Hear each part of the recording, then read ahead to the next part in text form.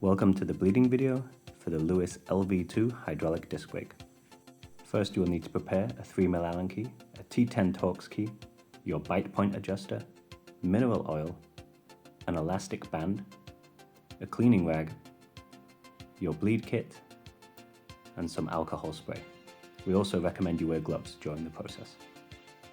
The first step is to set your lever angle horizontal with the ground. You will then need to ensure that the lever reach is wound all the way out and that the bite point adjuster is also wound all the way out before beginning the process. Make sure your bike is in a bike stand where you can easily remove the wheel and the disc, and then we can remove the brake pads, being careful not to lose the safety clip or the brake pad bolt.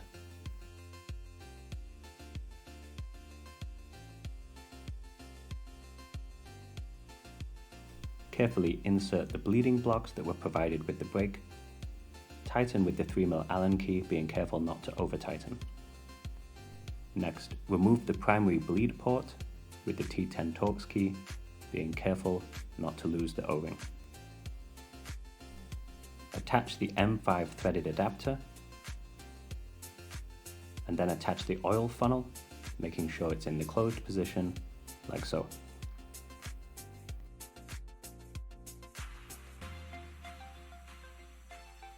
Next step is to take your mineral oil and fill the syringe, ensuring that the syringe is full right to the end of the tube.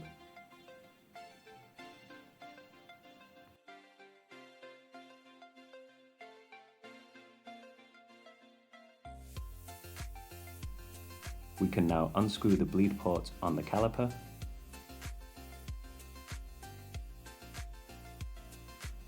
Attach the M5 threaded adapter.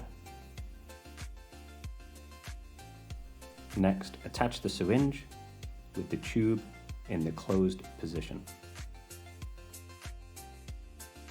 We can now open the oil funnel, open the syringe, and begin to pump oil into the system. You should see oil and some air bubbles appearing in the oil funnel.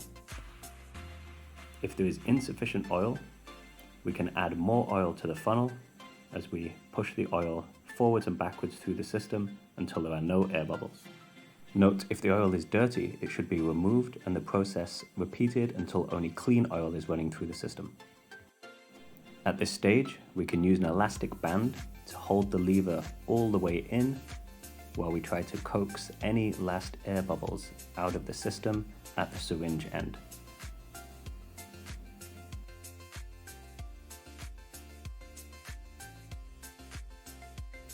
You should see any remaining air bubbles being expelled from the system.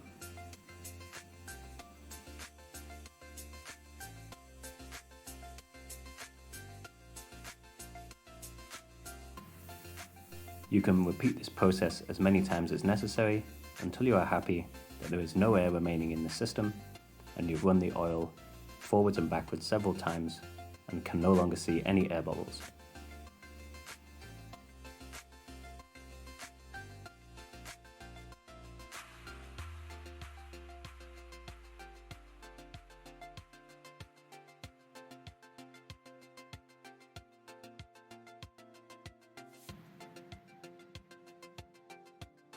Next step, seal the oil funnel,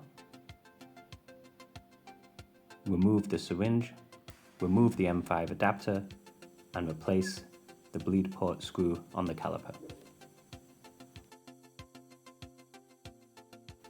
We can now remove the oil funnel from the M5 adapter, and we can unscrew the secondary bleed port. If it is full to the brim, nothing is required. If there is space, we can drip some oil into the secondary bleed port to top up the system.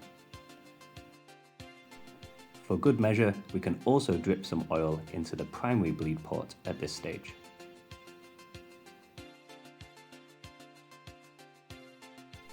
Next, remove the bleeding blocks and spray the caliper with alcohol to make sure there is no oil contamination.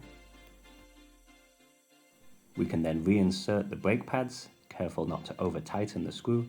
Now we can reinsert our wheel and disc. At this stage, we can test the lever, we should see the oil moving in the open system, and we can drip a little bit more oil into the primary bleed port. We are now ready to remove the adapter and to close the primary bleed port. At this stage, we can spray alcohol on the lever to fully clean the lever, make sure there's no oil contamination.